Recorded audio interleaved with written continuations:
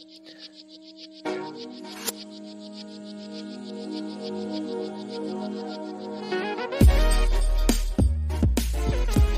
hello. Another week of SeeKing Change. All right. This is Rainier Avenue Radio coming to you live from Seattle's Columbia City Theater. I am Sam Harris, housing economist and co-founder of SeeKing Change, a collective examining the homeless situation in the greater Seattle and King County region. Each week we'll explore the root causes of homelessness and the consequences and strategies to combat the desperate moments that are at the root of much of our drug and criminal activity across the community. Today we are joined by Joe Malloy, a frequent contributor to SeeKing Change. Joe, thank you for being here. Thanks, Sam. Recently it has you have lost. I fell down the long, slow fall of eviction. Yes. Right. The drug out process. Yeah. Right. Now, I mean, do you mind telling us a little tale? Sure. So, the whole tale. You want me to go back to as far as Well, we don't have to go all the way back. Yeah. I mean, one of the things that I really am trying to get to the root of is how it happened. Sure. So that everybody can understand that. First of all, you don't use drugs. No. Right. Yeah. I mean, I do not use any kind of Schedule I narcotics. I grew up in the Midwest. We have a different maybe definition of what. Yeah. I'm not including aspirin here, but right. Sure. Yeah. Some of us have medicinal purposes for these things. Yeah. But I mean, what we're seeing seriously on the street, though. Right. I've never touched fentanyl. I've never touched heroin, opiates. Never touched any of these things. I've never wanted to. Never been adjacent to them. Nope. Yeah. Nope. Yeah. Nope. And you came to Seattle not that long ago. I moved here officially. I spent some time here, trying to move here, while I was in college. Spent some brief periods here, but I moved here officially September of 2021. Okay. Kind of without any kind of clear plan. I just wanted to be here. I had some money, was willing to figure it out as I went, and stayed with some friends.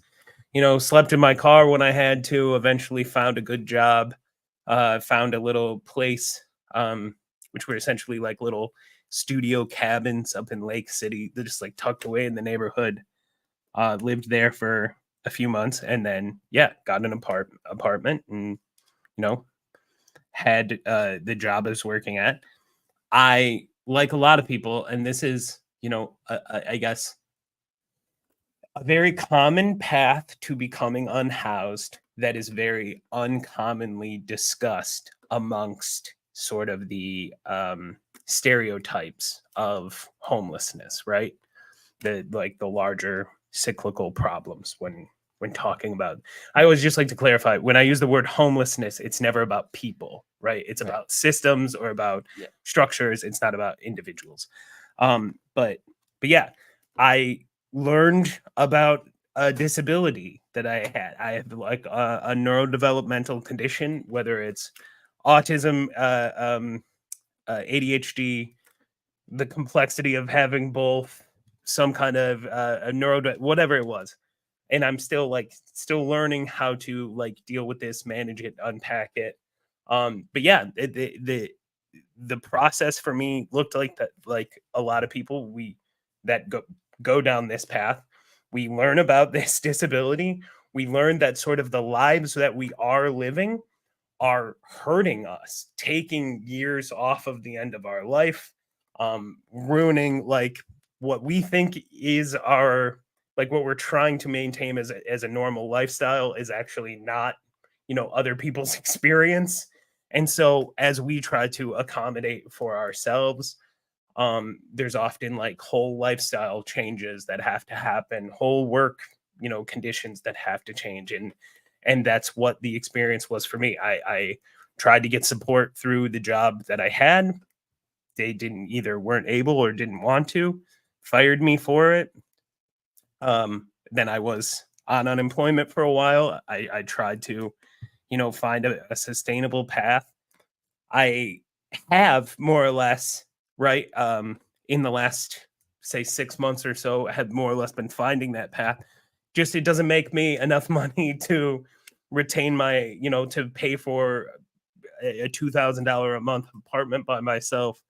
It doesn't pay enough money to sort of like pay off all the rent that I owed for like a period of like a year where I really wasn't able to function properly, wasn't able to be functional enough to work 40 hours a week.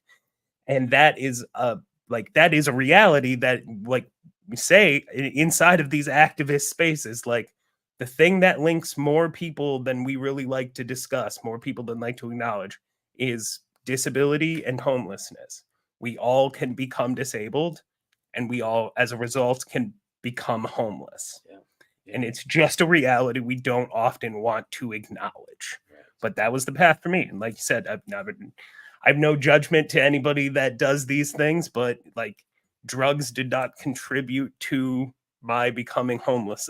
Like it's the reality for most people, or for many people, a really kind of disturbing percentage is it's disability. It's neurological conditions, it's disabilities that are gained. I've met a couple people also at Tent City since I've been living there that worked for 20 plus years and had an injury, became disabled, weren't able to maintain lifestyles, didn't have enough family or enough functional support. And so what do? You end up on the street. Right. Yeah. So yeah. No, that I had a concussion playing soccer, and there was a moment where the light slowly started to dim, and I that would make everything just wildly different. Right. Yeah, if that hadn't gotten better. Right. I was fortunate to have really good doctors, right? Because I had insurance from my job. Right. And again, it falls back to now. Do you have insurance? Right. Yeah. I mean, I didn't to begin with. Like that's another reality of like I was a 30-something getting a job that I could. Like it didn't come with insurance. What are we talking about? No, I'm in the state one, but that's not. I don't even know how that functions. Right. Have you looked into Medicaid at all? So there's another like problem here with like my particular set of disabilities. There's a cost to get it recognized inside of the medical community, right? These are invisible disability, like barriers. The late diagnosed autistic and like neurodevelopmental ADHD crowd, we recognize one another as like, yeah, you're gonna self-diagnose before you ever go to the doctor to get this like figured out, because we obsess about these things. And it's like, it really is. The experience really was, I was searching for answers my entire life. And when I found it, it was like everything clicked into place. It was like, oh, I understand why I've been, having X, Y, and Z difficulties. This is literally the only answer that has fit the whole puzzle. Right. But to go get signed off for that in a way that I could then apply for disability, the process is probably 6 months long and like $5,000. Yeah. And it requires all kinds of research. Like they'll contact my family. They'll look at like, how was he when he was a kid? Is he displaying the same things? And then you'll have family that was like, well, part of the whole reason that some things go the way they go is because you can't display some of these things without. That's why they bring the term masking. Right. Yes. If not familiar, like autism and these other kinds of disorders can frequently be masked. People can mask their gender identities and expressions when not inside of like safe spaces to express these things fully. Right. So the same thing happens in the neurological community. So even to go through the process is like an inherently like troubling experience for the person trying to like seek help. Right. But then say you get put on disability, that comes with incomes and savings caps where you can only have so much money. If you bring in other kinds of money, you have to report these in like a much more stringent way, right? Because it's government money through disability programs, right? This is not most people that I'm meeting, most people in like younger generation that I'm meeting that have, are in their 20s and 30s that have a lifetime in front of them, don't want to be restricted like that. Right. Yeah, but because they've grown up without as many requirements to mask. I think that as I think an adult population, we've kind of, as parents, like you look at the 50s parents, it's just a different parenting style now. Sure. You know, I got 2 old kids now, and they are so much more progressive. I watched a 3-year-old tell his dad that he needed space at a coffee shop like a few weeks ago. It was the most amazing thing. It was just like that. Daddy, I need space. And the guy just walked away. It's like, all right, I don't. Okay, but beautiful. Yeah. But not the same kind of thing. My parents would have laughed at me had I done something like that. Yeah, I'll give you space. Right, exactly. I don't think I would have had a room after that. Yeah, you want space? You're sleeping outside tonight. Yeah. Picture a little cloth tent. Yeah. Oh well, yes. So okay. Let's go back to the tent city that you're living at. I'm really curious. You were talking earlier about how about the design and who runs it. And sure. I was truly fascinated. So yeah, I've heard, of Tent City a number of times, just like being, ingratiated to the sort of mutual aid scene here in the homeless services world here. And I've even like talked to other like people who were part of the founding of it. A couple other members of SeeKing Change had spent plenty of time at SeeKing Change or at Tent City 3, but it's a different experience being there. My first day there, I was like did an intake, met who is the tent master, right? Is the person on scene who's in charge of the location of the tent master is the one just gets control of everyone? No. They're just in charge of putting up tents and everybody's location. So like there's 4 or 5, 6 different roles for people on the ground, like a tent master and an assistant. There's like an executive committee that runs the front and does all the intake, does all like the bookkeeping. Everybody's in charge of security. Every single person that lives there is told like we have to do security shifts. Oh, that's brilliant. Yep. And then so when I came in, I met the tent master and he said, just this is a community first. That's what you need to take away. It's a community. We all help each other out. We all are in charge of like doing various parts, and that's part of everybody is supposed to do 4 security credits a week. Okay. So there's 8 different shifts, 3-hour shifts of security every day. Awesome. So do you feel secure leaving your stuff there when you're here? Like I have my bag with my most valuable stuff. Okay. Right. So I have my like computer and my phone and wallet there. To be fair, I don't leave those in the car. Right. Exactly. I wouldn't leave them in my car right now either. Yeah. And so like that stuff is on me, but all my other stuff is there. My clothes are all there. Okay. I have a bunch of books. Yeah. My bedding's all there, and people do leave like more there. And I think like since I arrived and the people that I've talked to, there was like a little bit of a tone of like, that's the goal, is to make it a place where people feel like they can leave their cell phone on a table, walk away from it, and it's going to be there when they get back. And that is that's awesome. Right. Like I've been in communities in college where that wasn't the case, right. Like, the dorms. Right. Didn't bother having anything good. Right. So like that is the goal right now. And I think it's like, it's a very tangible like goal. And there is another tent city in Seattle as well. There's Tent City 4. 1 and 2 both were things that were created through time and then became permanent shelters, indoor spaces.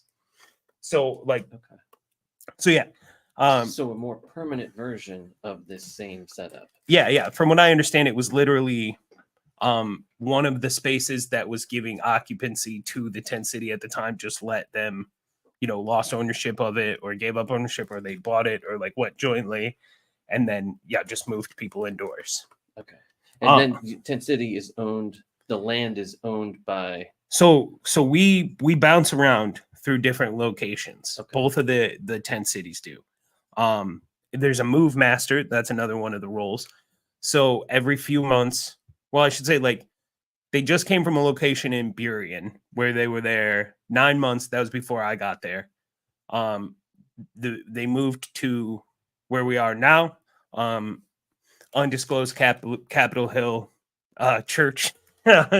Apparently there are people looking, but they ain't able to find. It's really not that hard to find. It's like a place we've been at more than 24 times throughout the history of Tent City.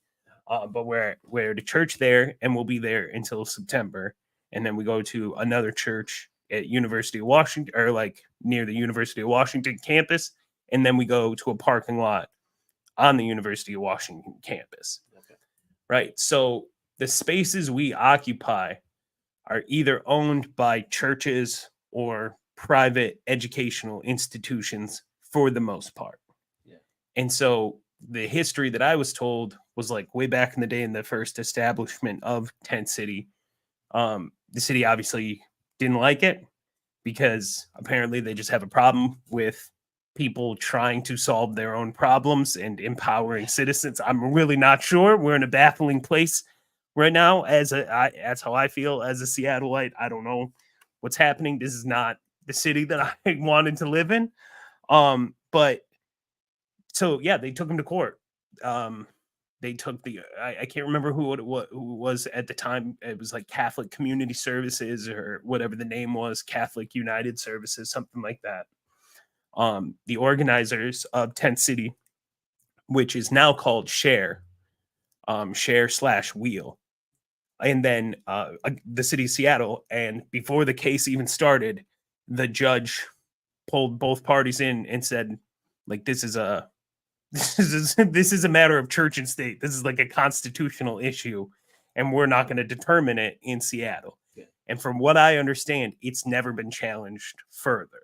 Okay. And so there is a sort of loose precedent here that if a church wants to use its land in the city of Seattle, wants to use its land for the unhoused populations, they're allowed to do so. Yeah. Or at least, I think it's their religious right. Right. It's yeah. in their doctrine from 2,000 years ago plus, right? Plus, Yeah. yeah, And- 20 years ago or so, Yeah, right. through the city. Yeah. Right. And when you look at what we as a community should be doing, you can take some things from these scriptures that are old, and, Right. and actually say, oh, you know what? That's a good point. We should house. I'm not, right? I have should no feed, issues with that. right? Yeah. I think Right. there's a lot of common sense, Yeah. where they common sense politics and religious sort of like values and principles that are very much applicable to people in a position to be in, a state of deep need. Yeah. There's nothing wrong with that. They become weird when they become specifically politicized and specifically, belief centered around, we'll help you if you believe in X, Y, or Z, but not if you don't believe in that. Right. Right. Well, it becomes very complicated in a capitalist world. Right. And that's Right. yeah, another. It's like, wait, okay, we have to make money to survive here. Sure. Right. And yet we have these social systems. So we have this social Right. world. That So we have this interesting hybrid. We have our capitalistic goods and services, and then we have social services from the government that you would really love to know exactly what's going on. sure. Right? But the barriers, it's almost as if they use barriers as a means to limit how many people or who can use these services. Who is the proper part there? Right. I think, because for most part, and this is like conversations that I like to have inside of spaces of people being served, right? Because they're fairly intricate, but the who benefits from services provided is often who is willing to or able to go through the same processes of the system providing those services. So said in less like words, in another way, like, we are helped on other people's terms. not on our terms. People who are unhoused are seldom helped on their terms. Oh, I love that. And because of that, those who receive that help are those who are willing to comply with those terms. Yeah. And there's often a balance of what kind of personal sacrifices, autonomies, freedoms are you willing to give up to get the resources that you need that day. Yeah, that's right. Yeah. What time are you willing to sacrifice? What personal privacy are you willing to give up to go get food that day? Yeah. Because it's not going to be the way you want it to be. It's not going to come right. And it's like, I understand that there is like hearing that perspective as a person too, that say like maybe you volunteer at a church and you guys do a service all the time and like you like nail that service, or so you think, and provide this. It's like, yes, that's probably very beneficial, but maybe there are ways that this can be like orientated around how people need to receive that help rather than how people provide it, that still leave it just as accessible to the people who are providing it, right? It still means you get to get together with like, you know, your church pals and cook dinner together. It's just like, maybe it's like labeled differently. Maybe it's like orientated around, it's just these little things like this, but it's endemic of what is larger, like happening on large scale of these systems. None of them orientate the people in the vulnerable states as like the person to be served. Yeah, it's always that meet people where they are.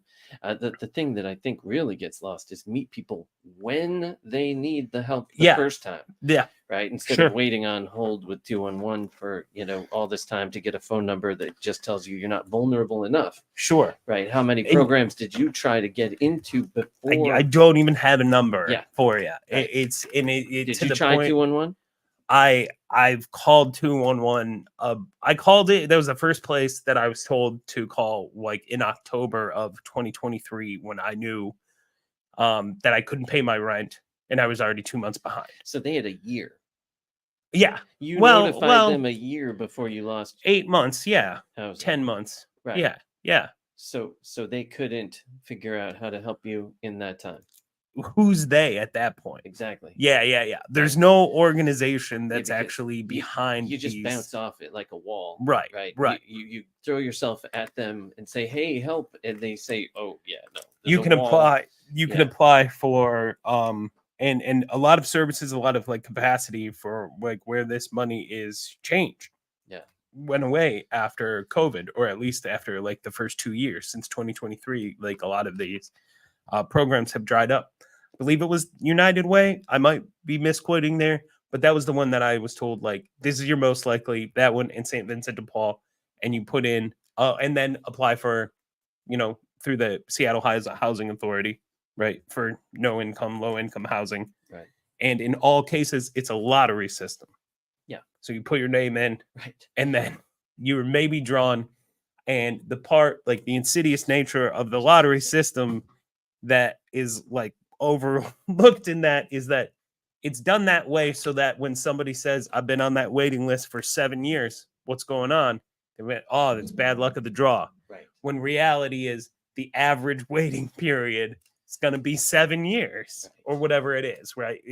A lottery intentionally obscures how high the need actually is. Right. Well, so I had someone tell me that when they called Seattle Housing Authority for a voucher, the wait list was 2 years, but that it could be that the range was wild. And he ended up getting... it could be as early as 2 years. It could be as late as 8 years from now. Oh, is that what that? He didn't say what the range was. He just said, you know, that's just what they estimated for him.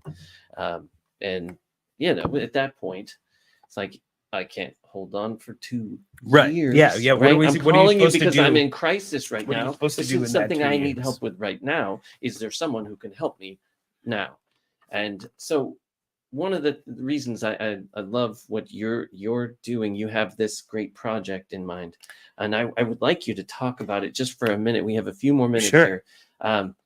yeah, tell us a little bit about Captain Comic. Okay, so it's very much like evolving as I'm living through my experiences, like with Tent City, and like learning about what their model, what they call social self-run encampment, in social housing in general. Like, we know we passed the social housing initiative last year. Yeah. Familiar, and they're trying to pass it looks like it's either going to get delayed by a council that might not want to see it, or it's going to be on the ballot in November. The 137 initiative 137 that will fund the social housing programs. Okay, so and these are vote for that. Yeah, these are good programs. I don't know if anything I'm doing fits in there, but what we want to do is modeled, or is going to be modeled very similarly. I want to put artists into a space where we are supported, either through, a church or another organization that will allow us to stay on there. And we're going to create our own independent entertainment company, a group of largely disabled artists, creating art to support other disabled people. So the model would be hopefully similar, where we can take a space, create enough things to cover our own operational costs, and then from there spill over and support other either programs or other parts of our community, like grow these. The weird underlying of it is that there's a lot of closing religious institutions. Like I mentioned earlier, there's a precedent in Seattle. There's a precedent with churches in general that you are allowed to house the unhoused there. The Catholic churches across Seattle just closed about 2/3 of all of their, or 2/3 of all their institutions, and are combining parishes. They're probably not going to be the last. And social housing seems like a real option. Yeah, to continue to support the people who aren't getting the help they need. Right? Yeah, and like, this is just one sort of like potential model. There are others, like, hopefully if we can actually get it funded in the city, then like as they build new housing, as we build new apartments and condos and things like this, those lower income places will be like embedded into each one of them. They'll be required. What we want to do is like maybe a little more of a pinpoint example, and like, let's try something experimental and see if we can, take up a church and make a little digital modern monastery, and then see if we can help as a result. But and especially focusing in on those who are neurodivergent and who don't have a lot of the help that they need. Yeah, exactly. Yeah. Well, I appreciate you being here today. Yeah, thanks, Sam. Your voice is always welcome. That's all the time we have. So I just wanted to say thank you so much. And that's it for Seeking Change. I'm Sam Harris. Thanks for listening. Stay tuned for Seattle Here and Now with special guests from OCA Seattle. All right.